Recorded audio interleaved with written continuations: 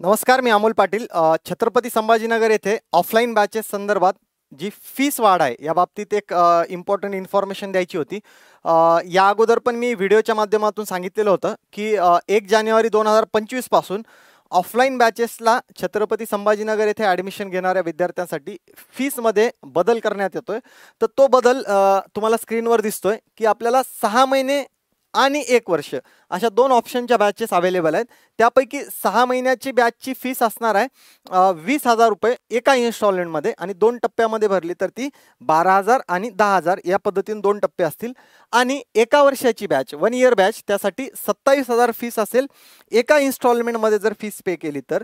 आणि 2 इन्स्टॉलमेंटमध्ये असेल तर पहिला टप्पा 16 आणि दुसरा टप्पा 12 या पद्धतीने असेल.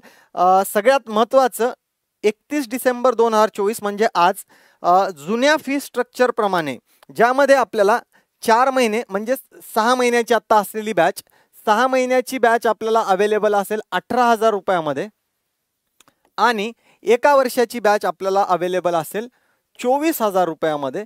ह्या पद्धतीनं आपल्याला जुन्या फीसमध्येच ॲडमिशन जर करायचं असेल तर आज होणाऱ्या सगळ्या म्हणजे तुम्ही ऑफिसला येऊन ॲडमिशन करत असाल किंवा ऑनलाईन कॉल करून तुम्ही तुमचं ॲडमिशन फिक्स करत असाल, जे की जानेवारीमध्ये जी बॅच नवीन स्टार्ट होते आपली त्या बॅचसाठी ॲडमिशन जरी असतील तरी ते सगळेच्या सगळे ॲडमिशन आजच्या डेटमध्ये जुन्या फी स्ट्रक्चरप्रमाणेच होतील.